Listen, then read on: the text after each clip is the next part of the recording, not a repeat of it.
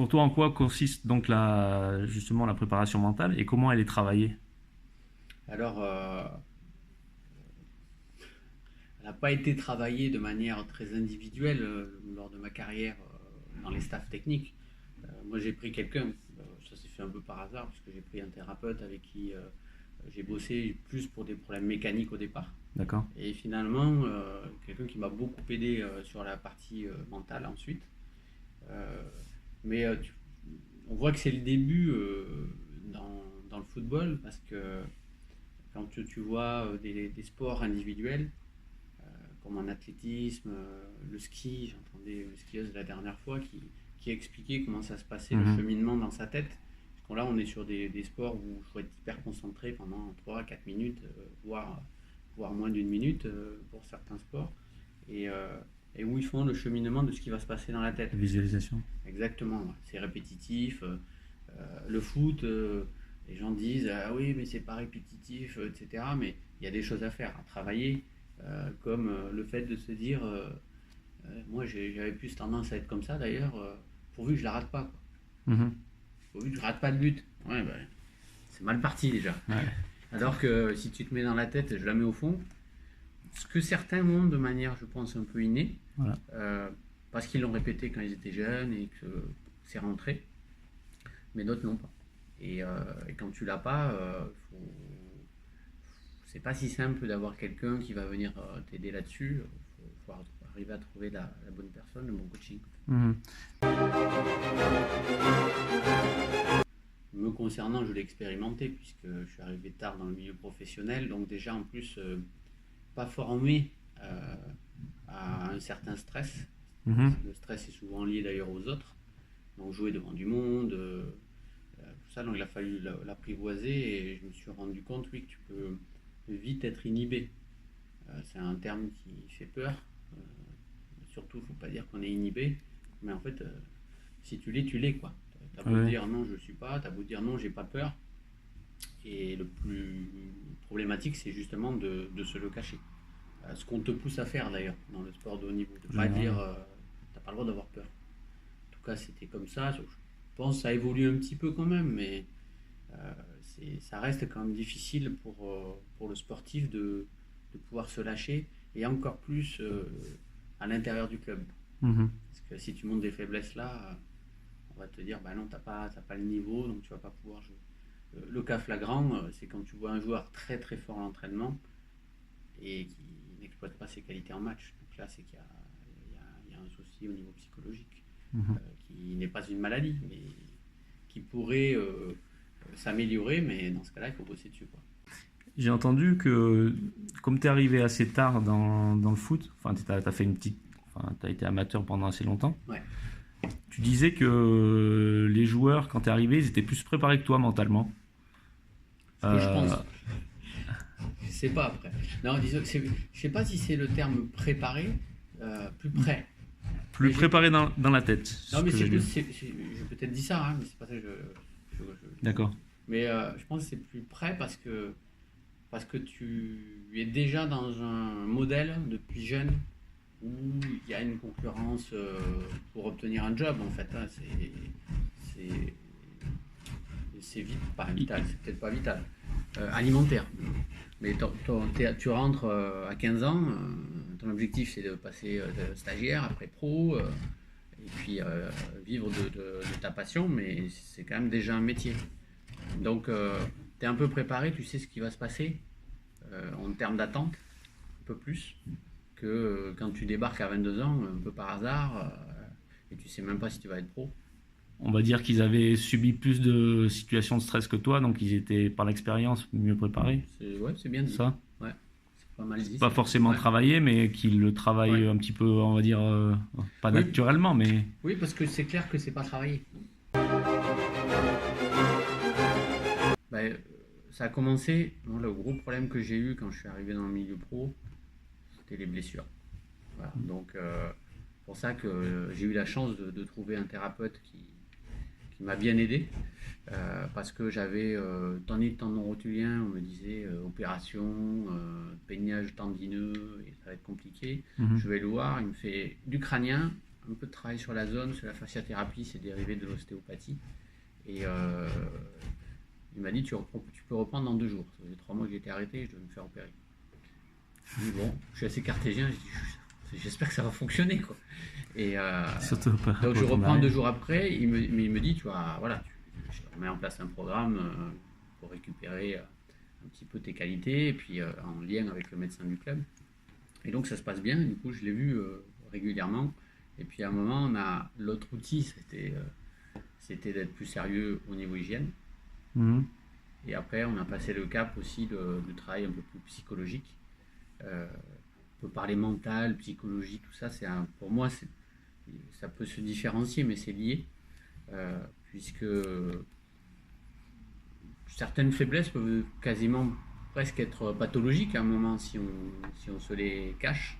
Je parlais de l'inhibition, donc l'inhibition ça amène à pas être bien, à avoir moins d'estime de soi, etc. Donc voilà, ce boulot-là, lui m'a aidé à faire un petit peu tout ce chemin-là. Voilà les peurs déjà.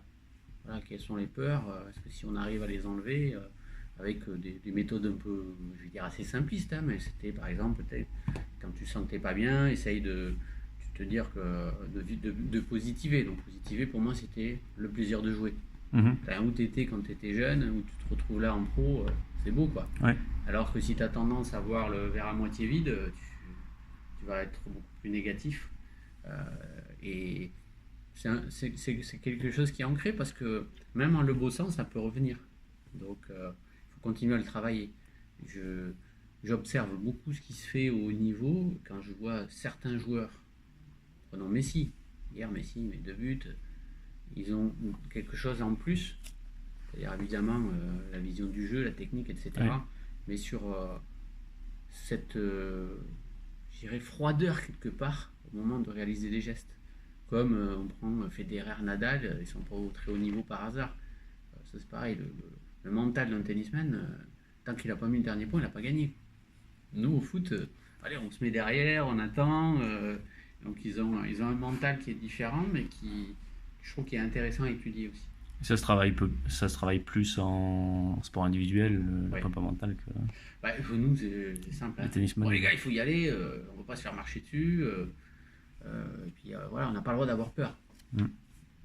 Et il y a beaucoup d'autres sentiments à bosser. Comment je faisais, c'était vraiment, on repartait souvent sur le modèle plaisir. Quand je dis on, avec le thérapeute avec qui je bossais, de me remettre dans ce que j'aime en fait. Parce que même encore, le meilleur moment d'une semaine, c'est quand je sais que je vais aller faire un five, quoi. Mhm. Donc j'aime jouer. En fait, plus tu vas haut, plus il y a des attentes, et plus tu peux être pris par le fait de pas décevoir les gens qui t'ont fait confiance, toi-même, ta famille, les supporters, et en fait, après, tu es pris dans un engrenage qui est pas facile psychologiquement, je trouve. Et le danger, c'est de s'en cacher. Non, tout va bien, moi j'ai pas de problème. Ce que disent beaucoup de joueurs d'ailleurs. Après, publiquement, c'est pas évident de dire j'ai du mal à gérer ça, ça et ça, mais d'avoir quelqu'un à qui on peut parler, avec qui on peut échanger sur ce type de choses, et puis qui coach pour justement s'améliorer, je suis persuadé que c'est très positif. Non, ce que je mettais en place, c'est justement déjà psychologiquement de penser au plaisir, et après d'automatiser je veux dire les gestes que tu fais, que tu réalises bien. Toi, j'avais un souci quand j'ai débuté ma carrière, je ratais mon premier ou mon deuxième ballon, mon match il était mal embarqué, quoi. J'ai travaillé avec un joueur comme ça. Et en fait, arriver à passer là-dessus, c'est facile à dire, c'est pas si facile à faire. Et puis après, l'autre truc, c'est que moi, j'ai toujours eu aussi je me suis toujours sous-estimé par rapport aux autres. Donc, il m'a aidé aussi à comparer, à me dire. C'était par rapport à quoi? Par rapport à ton physique, ta taille? Non, je ratais un truc, pour moi, j'étais nul. D'accord. Ouais, J'avais raté une frappe. Ça, c'était ton discours interne qui était comme ça. Exactement. Donc, tu as travaillé sur le discours interne? Pardon. Oui, j'ai travaillé là-dessus, mais le travail, il a été, comme je suis assez cartésien, il m'a amené sur des faits. Parce que c'est mon mode de fonctionnement. Et après, il me disait, bah tiens, regarde, t'es en concurrence avec tel joueur. Il réussit tout? Moi, un gars qui avait raté quelque chose, je faisais pas attention. Oui, par contre, c'était Alors, toi. moi, si je ratais quelque chose, oulala, c'était pas la fin du monde, mais et c'est un gros avantage, je pense, de fonctionner comme ça, parce que la remise en question, elle est perpétuelle. Mhm. Donc ça, c'est le gros avantage. Le gros inconvénient, c'est que si ça te bouffe trop, ben justement, tu tombes dans l'inhibition. Voilà, donc déjà, conscientiser ça, pour moi, ça, déjà, ça m'a fait passer un cap. Déjà, ouais. Je me suis dit, mais attends. Puis en plus, j'ai eu une évolution qui a été bonne, et la dernière année à Nantes, j'ai eu le meilleur joueur du championnat et gagné le titre. Mhm. Bon, c'est un peu cartésien, tu dis ça va, quoi, je suis pas trop mal, quoi. Bah, ça aide pour la confiance. Même Ouais, si, ouais. même si elle fluctue tout le temps, mais Oui, mais moi, ça a été vraiment ça, ouais. Je suis admiratif. pour tout le monde. Le mec, il y en a qui arrivent à garder un niveau de confiance en eux. Pas toujours de lucidité, hein. Mais elle fluctue quand même, même sur Oui. les gens qui ont. Ouais, mais ça fluctue moins comme Moi, ça, quoi. ouais. Moi, C'est sûr. disons que ça faisait comme ça montait quand même, parce qu'en effet, les expériences positives, elles te donnent quand même de la force, un peu plus d'assurance. Ouais. Et puis c'est toujours bien de regarder le chemin parcouru quand Ouais. il y a des moments de. Est-ce que tu as des exemples vraiment marquants sur un truc qui t'a vraiment fait progresser? Non, parce que on était beaucoup plus. C'était pas des outils comme il peut y avoir, je pense, dans les formations de préparateurs mentaux maintenant. Plus dans le questionnement? Ouais, nous, on était vraiment plus dans l'échange. Voilà. Oui. Faire des études de situation, ça me correspond bien en plus. Ouais, par exemple, je suis pas bien quand le coach il me parle de cette manière-là. Ce qui se passe partout, dans le milieu de l'entreprise. Donc tu as fait plus de coaching que de préparation mentale en fait.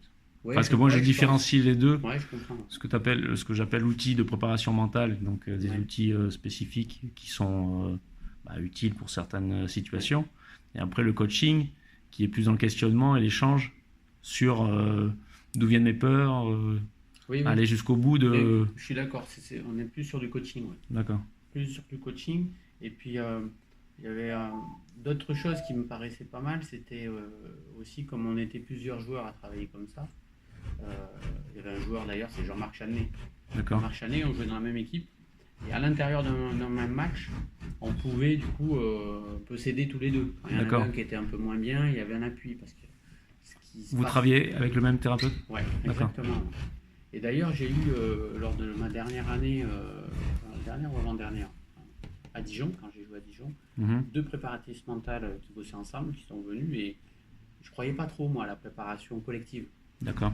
Et elles nous ont filé des coups de main. Alors là, on était un peu plus dans la préparation mentale, sur le fait de, voilà, à l'intérieur d'un même match, d'être en phase avec des partenaires, par exemple, une séance avec un joueur qui a tendance un peu à dégoupiller sur le terrain.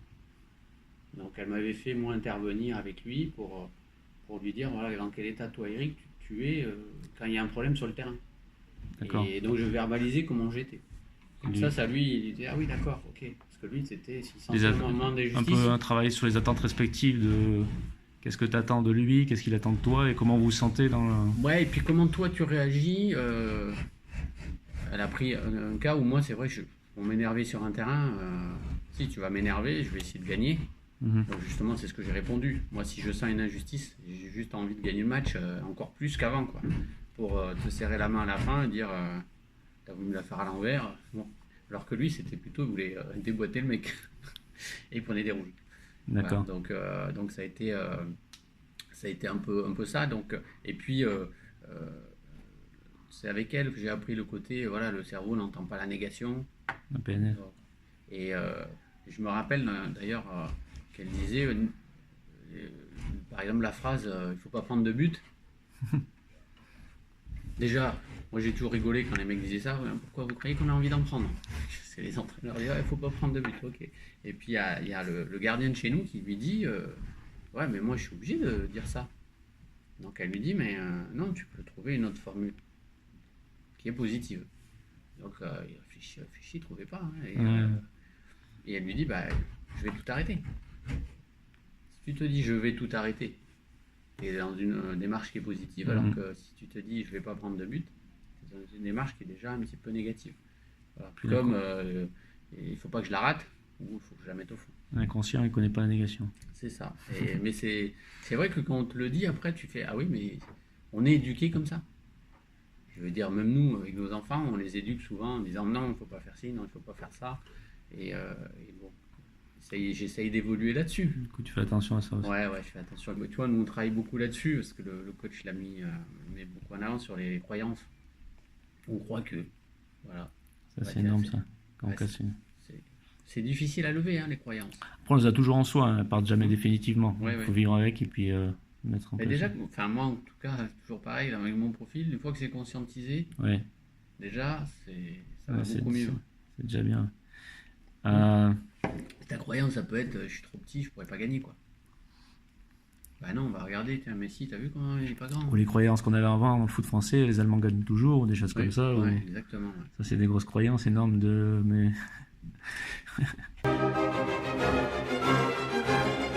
comment t'expliques qu'il y a très peu de préparateurs mentaux dans les équipes et bon, ça commence à en venir et en centre de formation. Parce qu'on a des préparateurs physiques, le physique il a été poussé quand même, Oui, on a atteint des niveaux, je ouais. pense, assez hauts.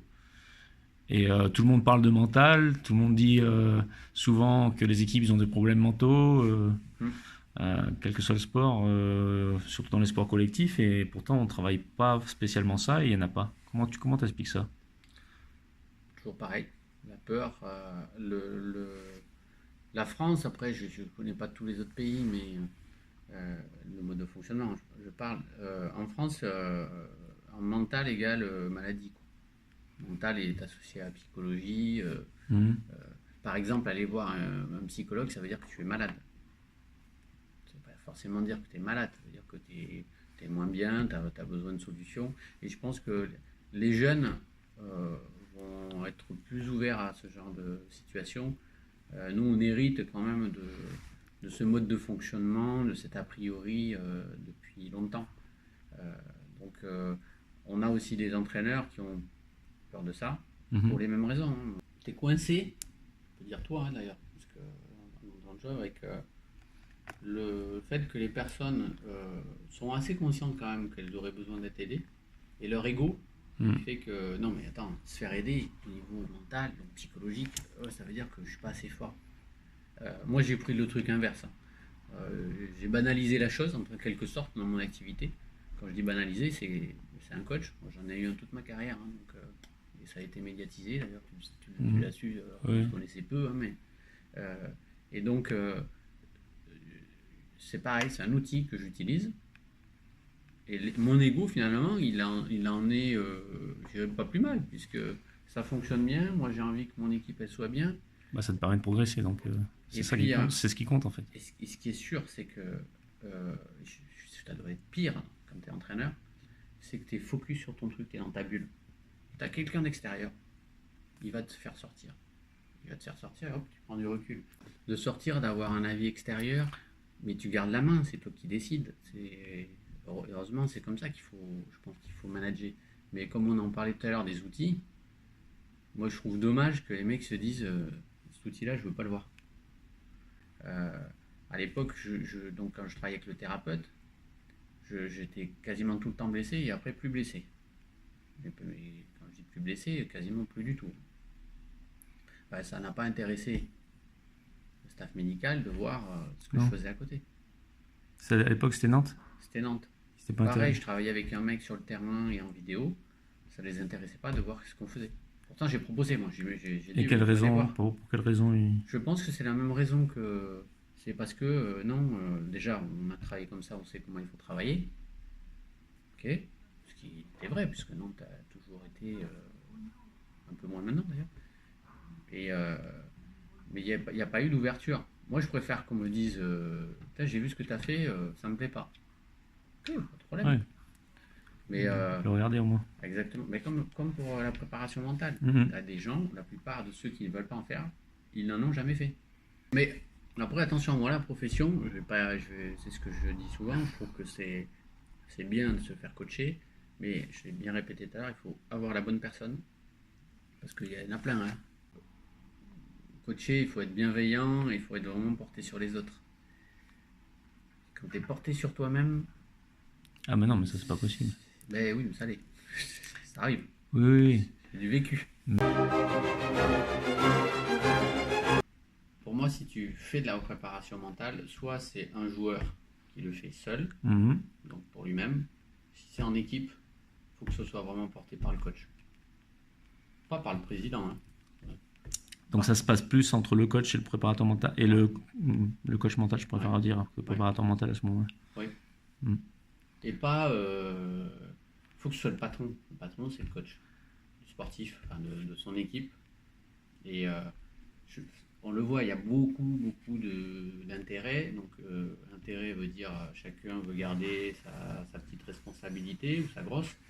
Et en fait, si c'est pas porté par l'entraîneur, idéalement, je vais dire, ça serait même le manager du club qui a choisi un entraîneur et qui dit on va travailler comme ça et pour tout le club. Mm. Mais ça, on n'y est pas encore. Là, les deux exemples que j'ai en tête et dans lesquels ça fonctionne bien, c'est Reims et Amiens. Ah oui, pardon, oui, c'est vrai. Donc, parce que pour moi, en fait, je me dis, il faut avoir quelqu'un, parce qu'on a dit, ça permet d'avoir un regard extérieur, mais la base, c'est que l'entraîneur, il soit déjà manager.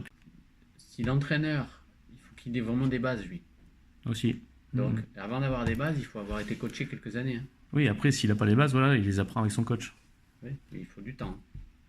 Parce que tu pars de loin au départ, tu as dû le vivre aussi. Il y a quand même des barrières à faire sauter, quoi. Parce que les changements, ils sont aussi liés à ce que moi, en tant que manager, je vais mettre en place.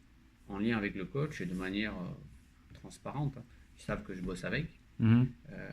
Mais c'est pour ça que les entraîneurs ne devraient pas avoir peur de ça. Parce que la peur, c'est aussi de se dire, si je fais rentrer quelqu'un qui va parler avec les joueurs, il va peut-être prendre un peu de pouvoir, comment ça va être perçu. La première des solutions, c'est déjà que l'entraîneur bosse, lui. Mhm. Et quand je vois beaucoup d'interviews d'entraîneurs, le mal-être qu'ils ont, je me dis qu'il y en a vraiment beaucoup qui devraient déjà, peut dire se faire aider, parce que là, on est à ces niveaux-là. Mhm. Et ils ont vraiment besoin de ça, ne serait-ce que la gestion du stress au quotidien, elle est bien plus importante qu'un joueur de foot, je pense. Ah, mais c'est sûr. Bien plus importante qu'un joueur de foot. Je suis entièrement d'accord. C'est pour ça que je comprends pas des fois la plupart. On peut dire tous, ce sont des gens intelligents. Ils se retrouvent à faire un métier public, très bien payé. Alors certes, dans certaines divisions, c'est pas forcément le cas. Mais quand tu es en Ligue 1 ou voire en Ligue 2, tu gagnes très bien ta vie. Et les mecs sont pas heureux. Qu'est-ce que tu penses du mental des équipes de Ligue 1 en France par rapport à l'étranger? Je pense pas qu'il y ait un mental d'équipe. En fait. D'accord. Je pense qu'il y a des joueurs qui ont de grosses capacités mentales. Mbappé, par exemple, il a de grosses capacités, à la fois footballistiques, mais il y a des choses à gommer. Mais c'est hors norme. Entre autres, ce qu'il a fait samedi dernier, peut-être. Par exemple. Mais c'est lié aussi à je pense que c'est lié à ses qualités. C'est-à-dire, comme il est au-dessus. Ah, je croyais que t'allais dire autre chose. Comme il est au-dessus, il a le sentiment, au-dessus surtout, hein, qu'il est au-dessus. Quoi. Donc on n'a pas le droit de lui faire certaines choses. Hein. Enfin, le football, c'est un sport de contact et à un moment donné, ça peut se tendre. Enfin bref. Et comme il n'y a pas de travail collectif, on s'aperçoit en fait, un peu par hasard, parce qu'il peut y avoir, parce qu'il y a des gros matchs, l'équipe, elle peut être forte mentalement sur une période donnée, mais elle est rarement forte sur la durée. Et moi, je trouve que les signaux, qui sont des bons indicateurs, ce sont les comportements des joueurs entre eux. et avec leur manager, évidemment. J'adore quand je vois un but et que je vois les mecs qui viennent voir le coach, le banc. En revanche, tous les gestes comme ça, il y a un ballon qui est perdu, tout le monde regarde le joueur qui a perdu le ballon, où tu sens qu'il n'y a pas de complicité. Pour moi, c'est assez significatif. Tu peux pas, tout le monde ne peut pas s'aimer, hein, ça c'est clair. Mais après, quand tu joues, tu es une équipe, il y en a un qui a perdu le ballon, bah, il faut essayer de récupérer. On va pas regarder celui qui a perdu le ballon. Et en fait, ça, je pense pas que ce soit beaucoup travaillé. Nous, il y avait Reynald Denouex à l'époque qui disait, c'était le seul entraîneur que j'ai vu comme ça, il disait pas faut pas perdre le ballon. Ça, je l'ai entendu des centaines de fois. Il disait bah tiens, tu vas perdre le ballon, lui va perdre le ballon, qu'est-ce que vous faites à côté pour la récupérer? Donc déjà, tu es dans une approche qui est différente. Ouais, exactement. Ouais. Et puis moi, je pense qu'il faut même aller plus loin. C'est il va perdre le ballon, moi les gars, je vais vous regarder à vous. Ce que vous faites, ça va être important. Et moi, c'est ce que je bosse ici dans l'équipe, c'est que je dis, il va y avoir des erreurs. Faut pas en faire trop. Hein. Personne ne fait exprès de rater. Exactement. En général. Et souvent, d'ailleurs, quand tu veux pas d'erreur, tu mets la pression, un stress négatif, un stress, quoi. Oui, on peut l'avoir, le stress positif, mais et du coup, tu as plus d'erreurs. Et ainsi de suite. Et donc, et moi, je me suis aperçu au début, quand on a commencé à s'agrandir, à avoir un peu plus de personnes, que le réflexe, c'est de cacher les erreurs. Comme sur un terrain, tu vas regarder la pelouse, le partenaire il t'a pas donné un bon ballon. Et parce qu'on cache les erreurs, parce qu'on sait qu'il y a une sanction derrière. C'est un peu la mentalité qu'on a en France. Ouais. Et ça, si on l'inverse, si au contraire on dit que les erreurs c'est une manière d'apprendre, bien sûr. Là, c'est même pas la même approche du tout. Après, évidemment, je leur dis, si quelqu'un fait trop d'erreurs, il y a un moment, il joue plus. Voilà ce qui se passe sur un terrain de foot. Mais au moment où il y a l'erreur, l'intérêt supérieur, c'est quoi? Moi, c'est mon entreprise. Et puis là, c'est le foot, c'est ton équipe. Le résultat que tu vas faire. Donc, il faut déjà gommer vite cette erreur-là. Et en fait, tu peux rentrer dans un cercle vertueux ou vicieux. Mais comme ça, même les meilleures équipes. C'est le mec qui t'a filé le ballon parce que tu étais à 2 contre 1 face au gardien. Super, il ne te l'a pas filé. Le coup d'après, toi, tu vas avoir tendance à pas lui filer non plus. Et ainsi de suite. Et alors là, c'est parti. Et là, par rapport aux équipes françaises, tu penses qu'il y a beaucoup de travail à faire là-dessus par rapport Ouais, je pense qu'il y a beaucoup de travail là-dessus. Il y a beaucoup de travail parce qu'on est encore sur le côté... là, je parle plus jeu carrément, mais il n'a pas donné le ballon, mais s'il la met, c'est pas grave. Et s'il la met pas, là, c'est grave. Tu vois ce que je veux dire? Souvent on dit ça. Il a frappé. Je suis désolé, non. Pour moi, c'est pas possible. Tu as respecté le jeu ou tu l'as pas respecté. Ça veut pas dire qu'il faut la donner à chaque fois. Hein. Parce que tu peux ne pas avoir vu. Là, le coach, il doit arbitrer ça. Ou on dit aussi, comme c'est un avant-centre, il a raison de tirer, quoi qu'il arrive. Quoi. Oui, ouais. Parce que c'est un buteur. Moi, je dirais. Mais dans ce cas-là, pourquoi pas, quelque part. Mais tu vois. Oui, mais pas quoi qu'il arrive. Mais voilà, quoi qu'il arrive, mais surtout, après, tu l'expliques au mec. Dire attention, voyez, ce profil-là, quand il est devant le but, on en a besoin, il va frapper un peu dans tous les sens. Et les autres à côté, ils peuvent être frustrés, surtout si tu as plusieurs mecs qui sont comme ça d'ailleurs. mais je trouve qu'il y a beaucoup trop de non-dits. C'est-à-dire, on laisse filer les situations. Je les ai connues, les situations. Tu t'énerves, tu te dis, lui, il défend jamais. Ça me fait chier. Alors que l'entraîneur devrait dire à un moment, lui, il défend pas, moins, mais je l'autorise. Ou alors je l'autorise pas, mais dans ce cas-là, il joue plus. Et ça, tu penses que ces sujets-là, ils sont pas abordés? Non, ils sont pas abordés ça. Il faut être capable de manager en fonction des personnalités. Et dans une équipe de foot, là, on y revient quoi. T'as le gardien, tous les postes, et très souvent, tu as quand même des profils un peu similaires. On reparlait, les plus durs sont les attaquants. Manager, ça c'est clair. Ce sont des joueurs qui gagnent plus d'argent, donc ils ont aussi ce pouvoir en quelque sorte. Ils en valent en plus. Et je pense qu'il faut être capable de... Déjà, il faut être bienveillant. C'est pas une capacité, ça. À mon avis, ça tu l'es ou tu l'es pas. Et après, il faut être juste. Et la justesse, elle peut être différente en fonction des personnalités, en fait. Ça, donc, ou le langage que tu vas utiliser. Mhm. Et ça, enfin, je connais pas d'entraîneurs en fait qui font ça. Je pense que les meilleurs sont qui arrivent au très haut niveau ont ça. Pour avoir côtoyé Zidane à la formation de management à Limoges, Mhm. euh, c'est clair que c'est quelqu'un de bienveillant. Si tu arrives à mettre un sens commun à ton groupe, ce que Deschamps voilà, arrive à faire, c'est voilà, c'est là tu rapproches en fait. Donc, tu mets un langage commun avec un objectif commun Mhm. à tout ton groupe. En fait, Tourelle me semblait être plutôt pas mal, mais Moi ces aussi. dernières semaines, il m'inquiète un peu. Mais Tourelle, je pense que c'est peut-être un bon exemple. C'est qu'on l'a vu basculer là dernièrement sur son comportement personnel.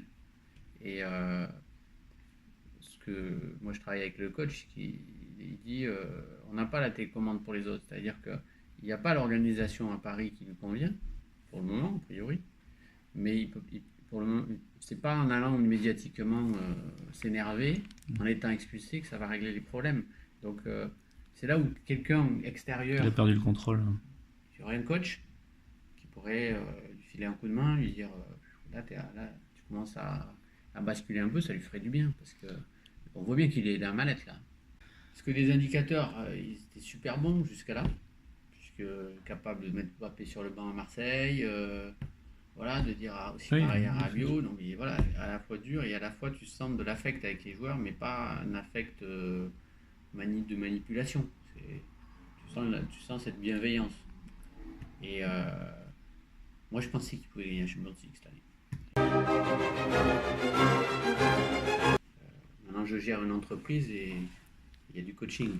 Moi je sais en faire, c'est moi qui manage, mais il y a Mhm. quand même un coach qui travaille avec moi et puis qui travaille avec tout le monde ici.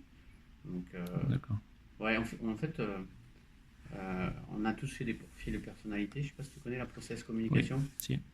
C'est Bon, comme je trouve que c'est intéressant. ouais, très intéressant. Il y a d'autres systèmes, mais Ouais, ça fait partie d'un qui est ouais, intéressant. ce que je trouve assez intéressant, c'est que c'est assez facile à visualiser.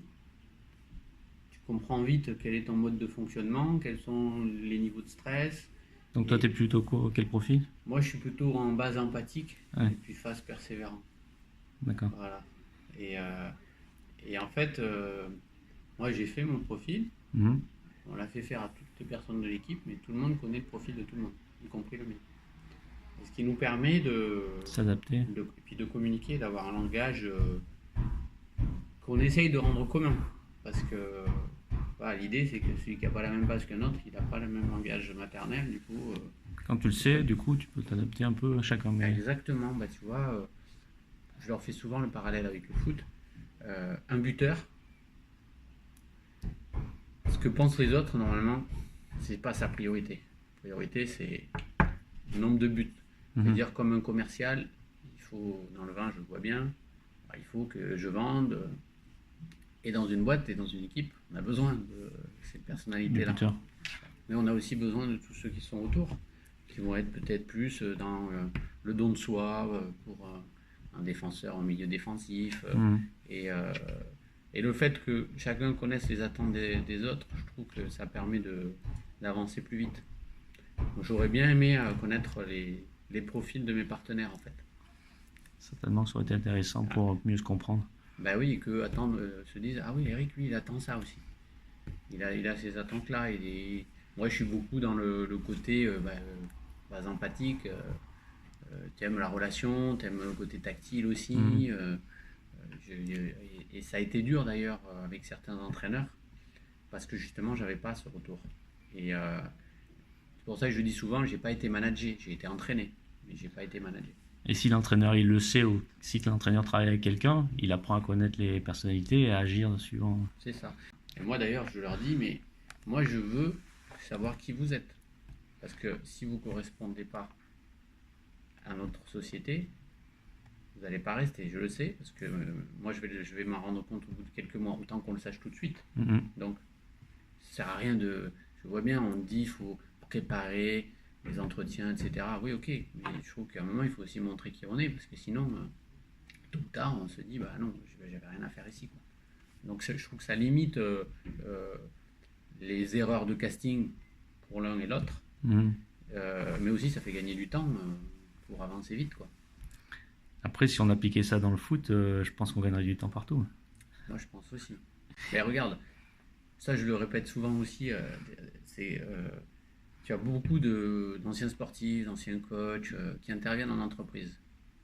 Combien tu as de managers d'entreprise qui interviennent dans des clubs? Quasiment aucun. Ça Moi. n'arrive pas. Oui, mais en tant que coach. Non, mais Mais tu vois, tu pourrais dire, je veux un manager d'une grande boîte, je suis n'importe quel grand club, je le fais venir, je le fais intervenir, pas forcément pour les joueurs au départ, mais pour le staff. C'est super intéressant. c'est là où il y en a le plus besoin au départ, le coacher le staff. Je pense que c'est là Oui. où il y a le plus de progression possible. Bah, c'est ce que me dit aussi moi, le coach avec qui je bosse, qui me dit souvent on s'aperçoit que il faut coacher d'abord en haut pour donner des outils pour coacher, pour manager ensuite d'autres personnes. C'est un équilibre à trouver pour aller chercher les ressources, parce que du potentiel il y en a chez chacun, mais arriver à bien le maîtriser pour que ça fonctionne en équipe. Sinon, ton latéral droit, il veut marquer les buts, il est tout le temps devant, quoi. Il y a un moment, t'es latéral, pépère. Donc tu vas déjà bien défendre, attaquer de temps en temps. Mhm. Bon, à moins que tu joues dans notre dispositif, hein, mais on va pas rentrer dans les débats tactiques. Et donc, puisque tu reviens au foot, c'est applicable, la manière de fonctionner que vous avez dans ton entreprise, c'est applicable à une équipe de foot? Je pense, oui. Ouais. Je pense, puisque c'est toujours pareil, il faut clarifier les choses. Qui fait quoi Reynald Denouex, un jour qu'il avait fait ça aussi. On joue Arsenal, on perd 3-0 à Arsenal. On avait une opportunité de faire mieux, mais bon, on n'avait pas marqué. Et au retour, il dit voilà, il y a deux écoles. Soit on joue bas et on essaye de contrer, soit on se dit qu'on fait un quart d'heure pressing de fou, et puis on voit ce que ça donne, quoi. Et il a dit bah, qu'est-ce que vous en pensez? Et donc il est allé chercher ce que nous on ressentait. Ça, c'est rare qu'un entraîneur fasse ça. Ouais, c'est assez rare. Après, il peut le faire avec deux trois joueurs, enfin des joueurs cadres en fait. Sur un dispositif particulier. Ouais, exactement. Donc, ce qui est déjà bien, hein, parce que c'est pas si simple de prendre tout le groupe et que t'en as un qui va dire ça. Bon, c'est pas toujours facile, mais et du coup, on avait tous décidé pressing. On mène un 0 dans les premières minutes. On aurait dû en mettre, je pense qu'on aurait dû en mettre 3 en un quart d'heure. Après, ils ont repris le truc et on fait 3-3, mais on avait fait un match voilà, un peu foufou. Et en fait, je pense que dès lors que tu intègres justement dans l'objectif ou dans le choix les joueurs, ils sont plus engagés après. Tu es un peu responsable. Exactement. Mais l'équilibre, hein, toujours pareil. Il y a Ancelotti qui disait aussi moi je suis au même niveau que vous, mais la seule différence c'est qu'à la fin c'est moi qui décide. Ouais. Ça me plaît bien. Ça me plaît bien parce que je pense que ça intègre bien que c'est une équipe et donc on parlait d'horizontalité. Exactement. Moi je leur dis aux gars, mais moi, je suis pas aussi bon que vous en boutique, je suis pas aussi bon que vous dans la dégustation de vin. Après, pas être bon, je leur pas dis être bon partout. voilà, mais il faut bien savoir, il faut bien s'entourer. Exactement. Ouais, c'est ça. Bah, c'est mieux tu as plus de chances de gagner avec des bons joueurs. Bah, ceux qui savent très bien s'entourer sont souvent des personnes qui se connaissent bien, qui connaissent leurs qualités et qui du coup vont chercher des qualités autres. Après, tu as ceux qui ont la trouille et qui vont aller chercher des personnes soi-disant de confiance, qui le sont peut-être. Qui sont inférieurs à... Mais voilà, Ils vont pas venir me poser des problèmes. Voilà. Tu tires pas vers le haut. En fait, il y a des personnes euh, qui veulent réussir seules. Donc, euh, dire j'ai réussi grâce à telle personne, c'est problématique pour eux. J'en ai croisé. Moi, j'ai aucun problème avec ça. Je sais que c'est grâce à moi, parce que je suis allé chercher les compétences auprès d'autres personnes. Par exemple, j'ai quelqu'un avec qui je travaillais en vidéo et sur le terrain aussi. Mhm. Qui m'a beaucoup aidé, qui m'a beaucoup fait progresser sur le jeu. Évidemment, et tous mes entraîneurs en club, heureusement. Tout le staff m'a permis de progresser, mais ce que j'ai réussi à faire en plus, ça m'a apporté beaucoup de... Enfin, l'amélioration, je pense, qui a fait la différence pour que j'exploite, je vais dire au maximum, allez, quasi au maximum, parce qu'on peut toujours On peut penser toujours faire qu'on mieux. aurait pu faire mieux, voilà. Mais ouais, j'ai le sentiment d'avoir fait beaucoup par rapport au départ où j'ai débuté dans le football professionnel. Mhm. Des rêves, c'est d'être heureux, voilà, tout simplement. Donc, être heureux, pour moi, c'est s'accomplir familialement, ça c'est sûr, amicalement et professionnellement. C'est à peu près dans cet ordre-là, quoi. D'accord. C'est-à-dire que j'aime bien lire les magazines de management, les choses comme ça, et puis je, je mets pas la priorité sur le travail. C'est lié aussi à mon profil, de toute façon. Mhm. Même si je suis très content d'avoir une entreprise, de gérer une entreprise, de manager, c'est assez moteur aussi dans ma vie. Mais ouais, c'est pas ma priorité. La priorité, c'est de trouver le bon équilibre qui n'est pas toujours facile, hein. Mais c'est Ouais. pour ça que d'avoir quelqu'un, un coach, c'est aussi parfois, il me dit oublie pas, prends du temps pour toi. Le chef d'entreprise, il a cette tendance à être capable de s'isoler, comme l'entraîneur d'ailleurs. À s'isoler, à penser que tout va venir de lui. Les entraîneurs, beaucoup. Oui, oui, Ils n'arrivent pas à décrocher. ouais, c'est ça. Donc, pour ça, quand je dis heureux, pour quelqu'un, ça va être heureux parce que il est reconnu mondialement. Ok. Euh, Si demain je suis reconnu mondialement, tout ira bien, hein, mais il faudra quand même que ma famille et ma vie sociale Non, soient pâtissent bien. pas. Ouais, soient bien. Ouais, exactement. Donc c'est ça. Ouais. D'accord. Ok. Bah, merci pour l'entretien et bah, bonne continuation. Ouais, merci, bah toi aussi, hein. Merci.